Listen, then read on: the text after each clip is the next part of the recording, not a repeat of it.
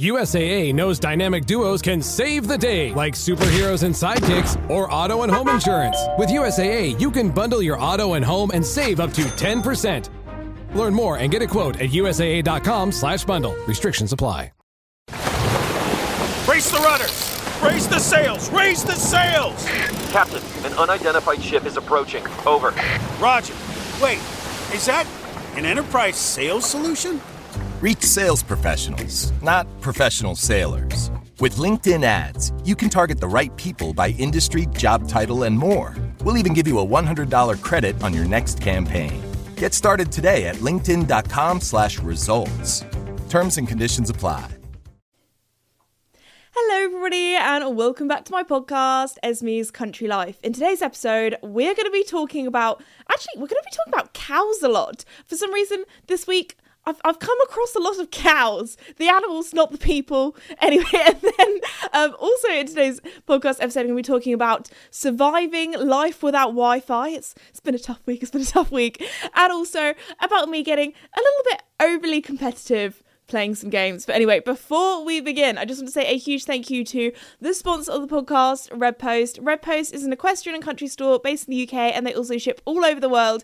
And you would know, if you're a regular listener of the podcast, that last week, or at the time of recording this, a few days ago, I was actually at Red Post doing a meet and greet. That was where I got a bit over competitive with the game, so we'll talk about that later on, don't you worry. But the new Lemure Autumn-Winter collection is now out, and I've had lots of people that live outside the UK being like, Esme, I really want to get my hands on the new Lemure collection, but they don't sell it in my country. Do you know where they do? Red Post Equestrian. And do you know what they have? International shipping. So if you want to get your hands on it, be sure to go to redpostequestrian.co.uk. So thank you so much, Red Post, for sponsoring the podcast. Don't worry, there's going to be another little Red Post section where I'm going to be talking about my trip there, because a lot went down. A lot of milkshakes went down as well. But anyway, let's get started on, what I've been up to this week. So, started off, had a lovely time because my brother, he has now moved back. So I've basically just been annoying him. I feel like it's every sister's duty to annoy their siblings. So anyway, he's been back, so that's been really good fun, because whenever he goes away, I do feel like a little bit like an only child. I know, like, I'm an adult and I've moved out and that kind of thing, but a lot of the time I'm having lunch and it's just like me, my mum, my dad, that kind of thing. But he's back now. I remember when he first moved out, it was really sad because whenever I would set the table, I'd always set an extra place and then I'd have to put all the cutlery away because he wasn't there. And it just, like, for a while, it just felt like he was upstairs in his bedroom and he was there, but he wasn't. But anyway, he is now back. He has now moved in. So my mum and dad's house is just like an absolute mess at the moment because he's got all of his stuff from his, like, apartment and things. Because anyway, he's got one more year of uni, so it won't be long until he's gone again, which is sad. But I'm enjoying having him around for the rest of the summer. So we've had a lot of family time, which has been very wholesome, very lovely. So the other day we actually went for a really nice evening walk. Now I love a walk. Take me anywhere. I love a little mooch about, a little walkabout. So if it's in the countryside, if it's in a town, in a city, I mean, when it's in a city or a town, it is quite fun, people watching as well. But anyway, we went for a lovely, wholesome walk around the village as the sun was setting, was so pretty. And in our village, there are actually quite a lot of cows. Now, there is this one field where we were talking to the farmer the other day, actually, and I think these cows were hand-reared. So when they see humans, they think friends, and they also think food. So anyway, we were near the end of our walk. It was that beautiful kind of like twilight hour where it was starting to get a little bit darker. And we walked into the field and my mum was like, oh, just be careful, because apparently these cows are very friendly. So I was like, oh, yay, friends. Yay, cow friends. So anyway, I actually did a little video on my phone. But anyway, there were probably like 30, 40 cows. And they came running over to us. And I was so excited. I was like, yay, cows. Like, hey, friends. Like, hey, besties. And then, now, if you didn't know, if you have cows running at you, most people's natural instinct is to run away from the cows. Now, that is the worst possible thing you could do, because cows, they are basically like big dogs. They are like big puppies. If they see somebody running, they think, oh, this is fun.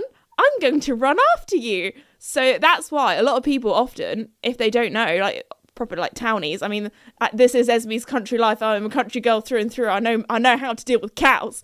A lot of the time, yeah, people run away and then they get trampled by the cows. So what you have to do when cows run up to you is you just run up to them. You're like, hey, besties, I'm running up at you. And then they go, whoa, there's a human running at me. I'm going to step back. Or you just make yourself big and put your arms out and you go, hey, cows, get out of my personal space. Get out of my bubble. Anyway, so then there was my dad, who was not very, let's just say, he disrupted the wholesomeness of our lovely family walk, because he was shouting at these cows like, get away. Some not so family friendly words were said to these poor cows, and I was like, no, they're my besties. But no, to be fair, you do not want a load of cows charging at you and running you over, especially as if they're anything like Joey does not know where his legs are, my horse. He's not very good with personal space either. Maybe it's a cuddly gelding thing. I know that there's the kind of stereotype of geldings not really knowing personal space and being very cuddly. But anyway, so that was cow story number 1 for you. But they were so sweet, they were so cute, and honestly made my day seeing the little guys. I love cows. I don't know, I have a special place in my heart for cows. But anyway, so then after our lovely day, got a lot done that day, was super productive. Rode the horses, got a lot of work done, that kind of thing. Had my nice little evening. I was like, oh, what a perfect day. Go back home and my Wi-Fi's not working. And I know this is very much like there are greater problems in the world, but it made me realise how reliant we are on Wi-Fi, especially as this is Esme's country life, living in the countryside in the middle of nowhere. Where I live, I have no signal. And I kind of realised, wow, in the 21st century, this is kind of dangerous because, yeah, not only did I have no internet, but it also meant that I couldn't ring anyone up. I couldn't, text anyone if I had an emergency. I would just have to scream for my neighbour next door and hope for the best, you know what I mean? So as someone living on their own, it was a little, not scary, but it kind of made me think, goodness me, how did people survive before the internet and all that kind of stuff? But the good news is that I have managed to figure out there is one place in my house that I get a tiny bit of 4G. And do you know where that is? Right outside my doorstep. So every evening to try and send texts to my friends and just update my parents on my life. I don't know. Just when you're talking to someone, you don't want to seem like you're ignoring someone. So what did I do? Every hour I went outside, sat on my doorstep, and all my notifications would come through. Sometimes no notifications would come through because I am really not that popular. But and then I would send my little text. And do you know what it felt like? I felt like, just putting it out there, have never smoked, never vaped. It's not good for you. Do not do that. But I felt like a smoker because I had to go outside and get my hit of internet. And I was sitting out in the cold, in the dark. And my neighbour was doing the same thing as well. So every now and again I'd pop out and be like, oh, hey, how you doing? Just getting my little bit of internet while I can.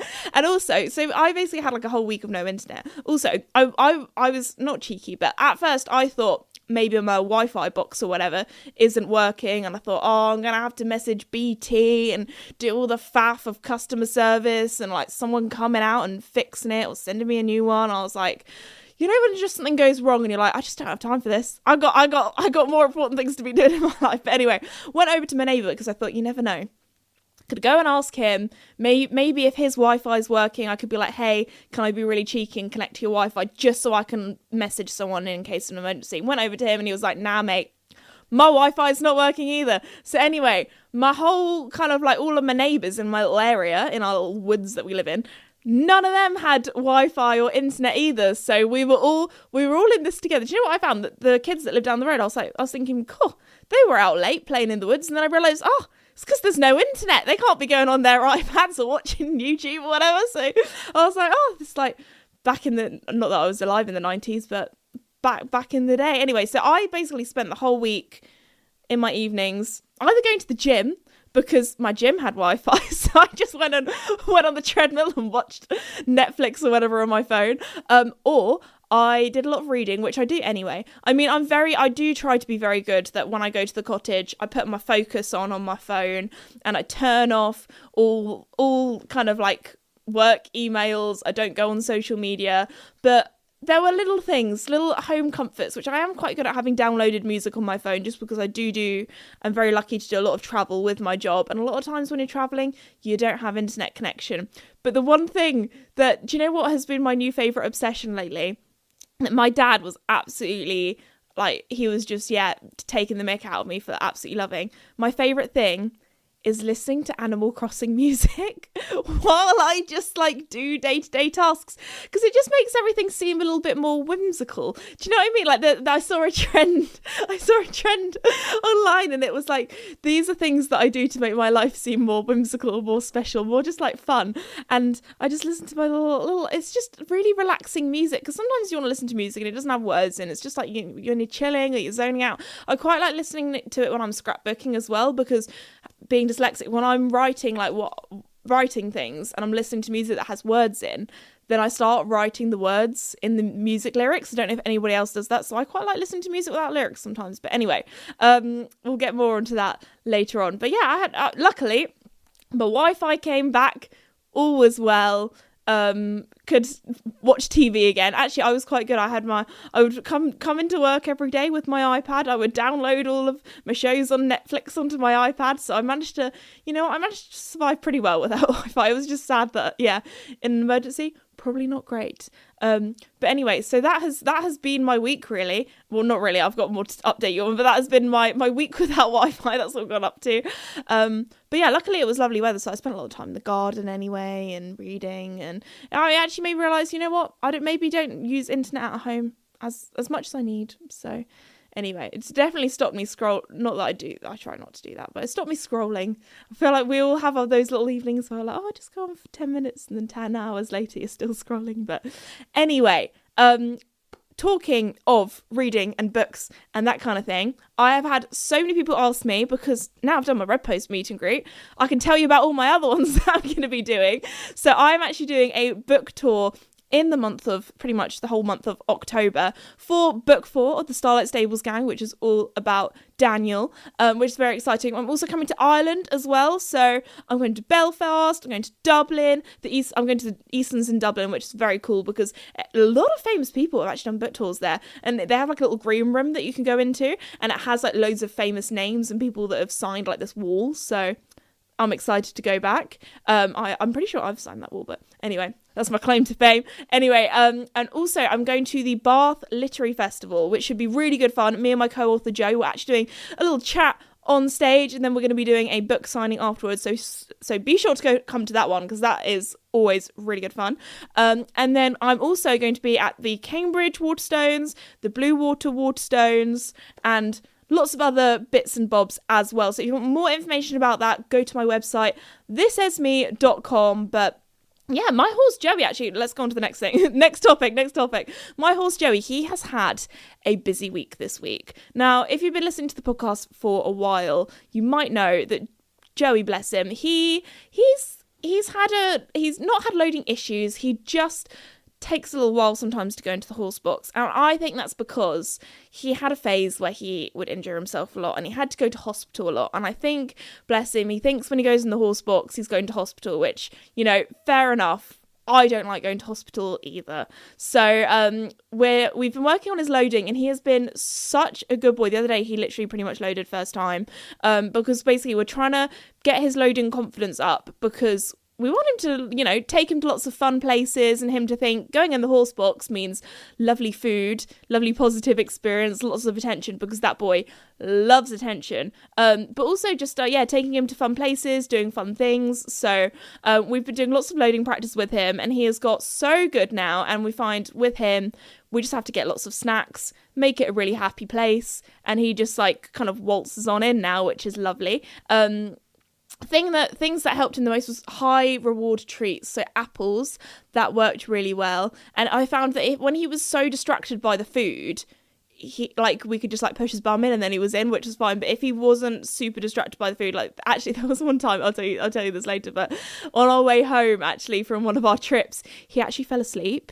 He was standing half in, half out, pretty much almost asleep. We had to keep waking him up, and then he got distracted by the food and then he went in fine. But anyway, so yes, So yeah, first like big trip we did out was to the hills, and we had so much fun there because we thought we want to do a big ride that kind of tires him out a little bit. Now we've taken him to the hills so many times now. I mean, I've had him in March it'll be 6 years, which is absolutely wild. I don't like that. I mean, I do like it because I love that. I've had him for so long, but also like I can't believe it's been that long. Time is going by so quickly. But anyway, took him to the hills, and that was so funny. The first couple of times we took him to the hills, he would be so excited when we first got there. Like as soon as we got him out there for a leg stretch, he would like be wanting to canter, wanting to gallop. We'd be like, let's go guys, let's go. Well, now, because we've taken him so many times and he knows that route that we normally take, it's a bit of an endurance one. I think it's about 9k, so it's a long ride. So this time he knew from the get-go, he was like, I need to save my energy. I need to be prepared for this endurance ride. And bless him, he was so good. He was so good to be tacked up, so good to, especially as you guys know, we haven't taken him out that much this kind of spring, summer because of injuries, all that kind of stuff. But now he's back. He's feeling amazing. He's feeling so good. And he was just ears forward the whole way, smiling the whole way. I also find it super cute because he loves looking at, Joey is such a nosy horse. He loves looking at the view. If there's somebody there, he loves to stare at them. When we just like hack around the village, he loves to look over people's hedges and look at their garden. Like, he is so funny, bless him. But no, we had so much fun. And then this is my second cow story for you, because we went in, there's not one paddock or field of cows, but there's 2 fields of cows on this particular route that we do. So it was actually one of the first fields that we went in. There were so many cows. I want to say like 50 cows. A lot of them were lying down. There were a lot of mothers and babies as well, which sometimes you have to be a little bit extra cautious of, because we all know that mothers are very protective of their babies. I mean, I'm protective of my 4-legged children, my horses. Like, if anybody's getting near them, I'm like, whoa, what are you doing to my horse? Anyway, so we're riding along, and Joey, bless him, he was like a little bit, he's seen cows before, but every time he's just a bit confused because he's like, you're horse sized and you have legs like a horse, you have 4 legs as well, but you're not a horse. You're like a wide horse. I mean, he goes out on a paddock with Casper, so Casper's a bit of a wide horse anyway. Bless him, sorry, that's really mean. But Casper, like, he does get a tiny bit chunkier in the summer with the fresh grass. But don't worry, he'll be looking slim thick again back in the winter once the weather's a bit colder. But anyway, so yes, so it's so funny because he's like very cautious of them, but he's also very friendly at the same time. So he's like, I want to be friends, but I'm not sure. I want to be friends, but I don't know who you are. It's kind of like a weird, like, stranger danger, but I want to be BFFs at the same time. So bless him, the whole time he was like looking at them, and there was one bit where my dad got a little bit further ahead and he had to like kind of go round this cow, and Joey was like, where do I go? Do I go towards like my dad, or do I go towards the cows? Or like, bless him, he was such a good boy. He has been horse of the week this week. So a lot of the question I get most asked at all of my meet and greets and everything is, Esme, who is your favourite horse? And I don't have a favourite horse. I love them all the same, but we do horse of the week, and this week Joey was definitely horse of the week. He was so well behaved. And then we came into another paddock of cows, and my dad actually had to move these cows out of the way for us to get through this gate, because to the way the bridle path kind of went, you had to go through this gate to get to the next field. So anyway, my dad very kindly cleared all of these cows out, which actually, it's probably quite good that I've been doing some cow practice with Joey, because that brings us on to our next trip. So actually the day after that, back to back, Joey had 2 days out. So he's had a busy week. We actually went and had our first ever, like, we've had a little bit of a working equitation lesson before, which was more of a dressage lesson. We did a few working equitation, I don't know if it's like movements, activities, kind of things. Anyway, but we actually did a lesson where they had all the proper equipment, all the proper stuff. Now, working equitation, if you don't know, it is an equestrian discipline that I'm pretty sure originates from Portugal, and I would describe it as dressage with a purpose. So you do sort of dressage moves like rein back, leg yielding, turn on, like all the like kind of like more fancier technical moves, but you often do it with some sort of equipment. So for example, you do turn on a forehand, which is where you kind of like make your horse move their back legs, like their front legs kind of stay still, but their back legs kind of move around like a quarter. That's really difficult to explain. I'm sorry, I'm not the best at explaining things, but you do that with a gate to open a gate, or you do one where you walk into like a little channel and you ring a bell, and then you have to do rein back, which is where you get your horse to walk backwards, which I'm not gonna lie, that one, it was probably the one that we were worst at, because for some reason Joey, when he walks backwards, he quite likes to walk backwards wonky, which isn't great because you have kind of a channel, and we would often like step on the pole or knock the pole. So we've got some work to do. The first one we actually did was he kind of had like a mock fake pen, and often in like the high level competitions there's actually like, I think, a cow or some calves, or maybe even a bull, I'm not sure, I want to say some baby cows, some calves in the middle, and you have to kind of like walk around the pen, but you have to make your horse kind of like look at the cow when you walk in. So it was like really it looked probably really boring on video, so I don't know if my dad even filmed that part, but we did like film quite a bit of it, and hopefully I will have a whole working equitation YouTube video coming out soon, because honestly Joey had so much fun. He is a horse that has a very busy brain, and doing activities like that, he just absolutely loved. He had a smile on his face the whole time. He was so chilled to be somewhere completely new that he'd never been to before, because sometimes, bless him, he can be like a little bit nervous, especially with all the vet trips that he's done. He's like, where are you taking me? Where am I? Like, it must be, when you think about it, quite a strange thing for a horse to, you know, walk into a metal box that travels you somewhere magical, and you don't know where you're going until you get off, and then you get there and then you have to investigate this new foreign land that you've landed in. So it goes to show how much trust horses have in their humans. But anyway, he was such a good boy, had so much fun. And then another one that we did was kind of going in and out of cones, and that Joey was really good at as well. But you had to try and like, the best way I can describe it is, I didn't realize the first time that I did it, because obviously this is a whole new thing for me as well. So not only am I teaching a horse a new discipline, I'm also being taught by the instructor a new discipline as well. So I was very used to being like kind of mounted game style, like proper weaving and bending, when actually when you go in and out the cones, you have to try and keep your horse as straight as possible. So that was really interesting. He was very good at that one. The one that I wasn't so good at, which I think part of it is because Joey is actually a very big horse. Often with working equitation, you want a horse that's a little bit smaller. So Joey, if you didn't know, he's about 16'1", 16'2" hands. So he's not tiny. That's all I'm going to say. So for this next one, you have is it called a farrow? I want to say it's like basically a big broomstick that is more fancy than a broomstick, but that's what I was using in today's one. It's this big broomstick, and you have to pick it up, and you have to pick it up in a certain way, and then you have to, there's like often like a little, is it called a quoit? Basically like a donut shaped dog toy. I think it was actually a dog toy that we were using. So obviously this was at a clinic, so it was a lady who managed to fit everything in her car. So a lot of the stuff was a bit more makeshift, but you could do all the activities with it. Like, it was very, very good.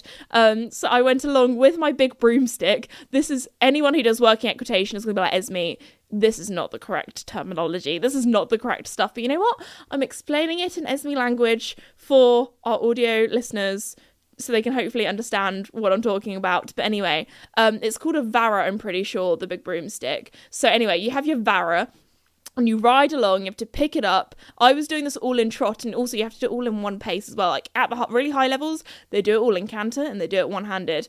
I'm not quite at that stage yet. But anyway, so I was trying to do everything in trot. So obviously they have different levels in working equitation as well. So you have your walk and trot ones, you have your trot ones, you have your trot and canter ones, you have your canter ones, and then you have your canter one-handed. And then you have like all your funky moves as well. But anyway, so I picked up my vara, then went... So normally it's like a fake bull that they have. So my dad is like, okay, Esme, we need to have like this Esme DIY episode where I'm making all the working equitation equipment, somehow making like a big bull as well. Because sometimes horses, if they're a bit spooky, you know, a big fake bull, like jump wing, it's not really a jump wing, but you know what I mean, that kind of sized thing, that could be a little bit scary. I mean, I think Casper would definitely give it a side eye. Joey, on the other hand, he is actually a very brave horse. So he was brilliant with all the equipment, took everything in his stride, even the bell and all the rattly things, like he was brilliant at. But the thing that I struggled with, because Joey is that bit higher up, I had to really tip the kind of vara down to hoop up my little circle dog toy thing, and then you have to put it into a barrel at the other end, and you have to try and do everything very elegantly, very quietly. You don't want to be bull in a china shop, which is very much me, and just bash the Vara into the barrel. You have to be very elegant and like put it in very gently, like everything is effortless. There was also another one that you went to where you'd have to like trot on in and then halt in between these two posts, and then you would pick up a cup and then put it on the other side. So it's a little bit like, I would describe it as mounted games crossed with dressage. So if you like those two disciplines, would definitely recommend trying it. And my instructor was like, go, we can get you to championships. We can get you, like, because it's obviously quite a small sport. And I was like, oh, we will see. I'm, not the biggest person when it comes to competition and stuff. I quite like doing my own thing. But you never know. Maybe in 1 year's time, I'll be recording a podcast episode talking about how well Joey's doing at working equitation. We will see. But we had a lot of fun, so I would definitely love to do some more working equitation clinics with him. I'm trying to think of some of the other, I think they were the main ones that we did. He was very good with the gait, actually, which apparently is one that a lot of horses can struggle with, especially bigger horses as well, because there's a lot to Joey. He's quite long, so making sure that I was standing in the correct place. The one thing that I do think that we need to work on, though, is Joey is not the best at standing square, and quite a lot of the movements, kind of a bit like dressage, it's kind of like out of 10, I'm pretty sure you get each movement ranked, but also part of the movement is doing transitions as well. So luckily, I'd say some of our transitions, they're not bad. We're working on them. We're not perfect. But yeah, just like little things like going from your trot down to your walk and then down to your halt, and then like after you've done the kind of activity, you have to go back into trot. Obviously, higher levels, you go back into canter, or you pretty much canter the whole thing. Do that as well. So yeah, it was really, really interesting. And again, a great discipline for Joey because it kept his brain so busy. I had a lot of fun as well. And it's one of those things where it's super satisfying because I would do the activity and I could kind of be like, oh, I could do that part better, or I could do that part better. And then I just want to go round and do it again and do it better the next time. And I think that's kind of what it's all about, really. It's not about being the best. It's just being better than you were before and having that improvement and seeing things kind of click together. So if you're ever thinking about trying working equitation, would definitely recommend, because yeah, you really do have to have that relationship with that horse and kind of be on the same page and work together as a team. I mean, a lot of equestrian disciplines are like that as well, but I don't know, it was just really, really lovely to see, and Joey had so much fun doing it as well. And that's the main thing with me and my horses. Like, I want to do what my horses enjoy. If my horse doesn't enjoy something, then you're not going to enjoy it either. So anyway, we will see. I'll keep you updated on our kind of working equitation journey. And then that afternoon, I had a busy old day, because that afternoon it was then time to drive to Devon to Red Post Equestrian for my meet and greet, which I just want to say a huge thank you to every single one of you that came to my meet and greet. I had so much fun. You were all so lovely, and so many of you made me drawings or got me flowers, which was so sweet. You really shouldn't have, but yeah, whenever I do meet and greets, there are so many of you that are such talented artists as well. I actually have a scrapbook, and all of my like favorite pieces of artwork I actually stick into this scrapbook. So because I want to keep everything, and I don't know how, like I would love to do this for as long as I possibly can, but like everything, not everything lasts forever. So like one day I'll be 80 or whatever, and I'll be looking through my scrapbook at artwork from the good old 20s, like back in the day and that kind of thing. I don't know, but the team at Red Post are also always so lovely as well, and it's kind of like a nice little yearly catch up with the team. And what was actually so sweet was the amount of people that have come along, like for the last like 3-4 years, because I've been doing meet and greets or posts for like 4 or 5 years, I want to say, anyway, but there were my kind of like younger audience, a lot of the parents were like, oh my gosh, you're taller than you were compared to Esme last year. So I've actually come to the conclusion that I am some people's like yearly measuring stick. So like parents were showing me pictures of their kids from like 2 years ago, and we can like kind of see them getting taller and taller, and sometimes people become taller than me. So there we go. If you want to know how tall I am, I'm about 5'5.5", 5'6". I think officially I'm 165 centimeters for my European friends that use centimeters, but there we go. So if you want to know how tall I am, that's what I am. Because some people, when they meet me in person, they say, oh, you're taller than I expected. Or some people, they meet me in person, they say, oh, you're shorter than expected.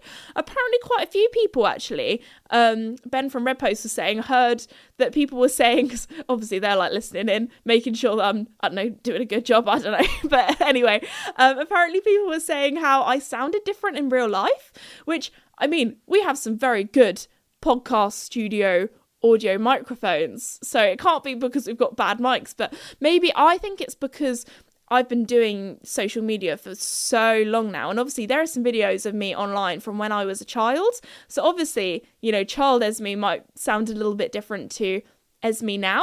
I don't know, maybe it's that, maybe just the frequencies of that YouTube puts out, I don't know, but I've never had, I don't think I've ever had that before, but apparently, yeah, two lots of people said that I sounded different in real life compared to in person. So anyway, there we go.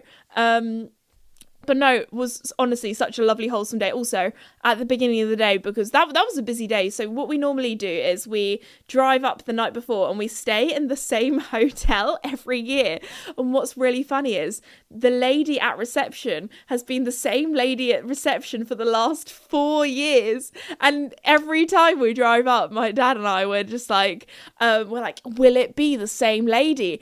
And it was the same lady this year, which she's kind of like our good omen. I don't know, she's like our little good luck charm, I don't know, but she does not know who we are, but because we were like, oh, you were here last year, she's like, yep, this is where I work, and we found it really exciting. She doesn't know how big of a character she is in our life, but anyway, I don't know if that sounds really weird, but it was a good time. But anyway, yeah, that day was a big day because got up at 5, had a 2-hour car journey, met the team at 8, filmed lots of TikToks for the Red Post social media, so go and check out their TikTok account if you would like to see me doing some very silly challenges. We did the one where, the kind of like viral trend where it's like, sorry, Esme's late, she's throwing a fit, which you haven't heard of that one. Basically, it's like, oh, like she's throwing a fit, and then actually it's because I got a cool outfit on, I had my Red Post t-shirt on, and I was like, okay, it's one of those, like, kind of, sometimes in life, you just have to go full beans, and I went full beans with that trend. I was doing like a proper, like, hair flick, sass, walking in, like, jacket over the shoulder, and then you can see me laughing afterwards, because you guys know me, I do not take myself seriously at all, especially with TikTok trends. So anyway, then me and Big Boss Ben, we did the TikTok trend where you press you guys know I have a love-hate relationship with TikTok. It's not my favorite platform. We love the podcast and YouTube, they're my favorite platforms. Oh, and Instagram as well. But anyway, we were doing a thing where basically you have to, it's a filter, and when you tap the screen, a letter pops up, and you have to try and find something with that letter.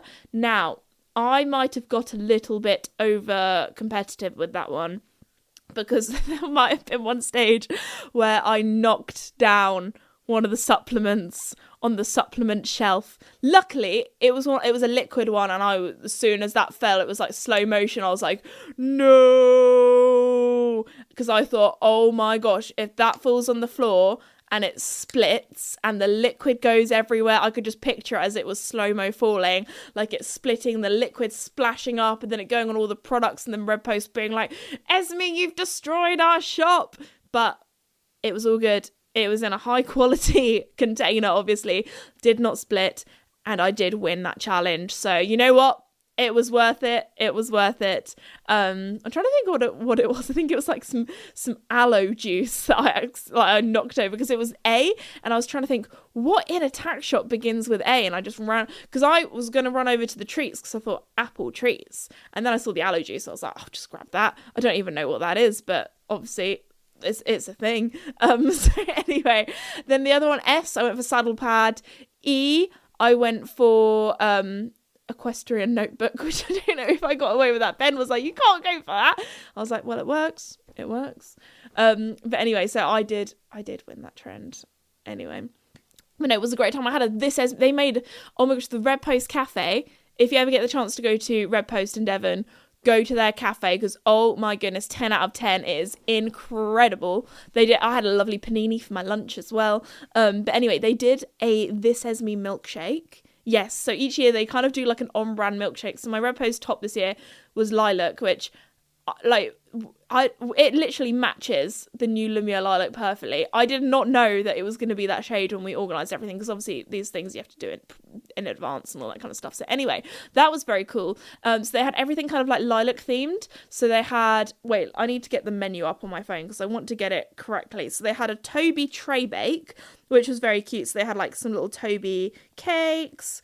Where is it? On my phone. Oh no, did I not take... Oh, it was on my dad's phone that I took it. But anyway, they had, I think it was called Casper's Creation, which was the milkshake, which was incredible. So it was like a lilac-y colour as well, and because it had like blueberries in, so it was kind of like a blueberry milkshake, and it had lilac sprinkles on top, which was incredible. Oh my gosh, I was so full afterwards. Like, I know my days at Red Post, I am never hungry. I think was it Joey Cupcakes? Oh, I've got the full... Hey, it's Paris. You know I love sparkly things, right? Like stars. Duh. And thanks to Hilton and AutoCamp, I just slept under them. Picture me, serving looks by the fire outside my luxurious Airstream, making s'mores with the kids, while a national park is our backdrop. The great outdoors meets Hilton hospitality. That's hot. Explore all the new ways to stay at Hilton.com. Hilton for the stay. With a major selection of the looks your kiddos love starting at just $4 in the Walmart app, a new school year means a stylish new them. Who knew? Find skater skirts and Crocs that say, I'm casual but cool. Sparkly sneakers that say, it's my classroom, you're just learning in it. And preppy polos that say, I'm the teacher's pet, even if they're mommy's menace at home. Find their favorite styles starting at just $4 in the app. The Walmart you thought you knew is now new. I've got the full menu here. So it is the Duke's Picnic Pack. They had Casper's Creation Milkshake. They had Joey Cupcakes and the Toby Tray Bake. So there we go. That was the menu at Red Post. But yeah, that was a busy day. It was a long day. It was very busy in the morning, and then it's got kind of like slowly quieter as the day went on. But they had everything. They had like colouring outside. They had some hobby horsing jumps. They had like the National Wildlife Trust, I think it was, the one from Devon.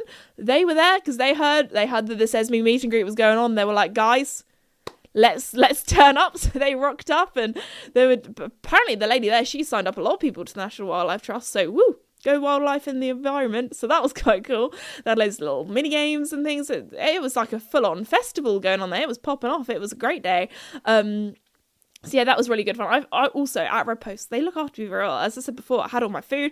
I even had like a fan as well. I think this is the first ever meet and greet where I've got a fan. So I felt like I was in kind of like it was a very warm day, but felt like this was like a first class meet and greet. I had on tap milkshakes and I had a fan. What more could a girl want?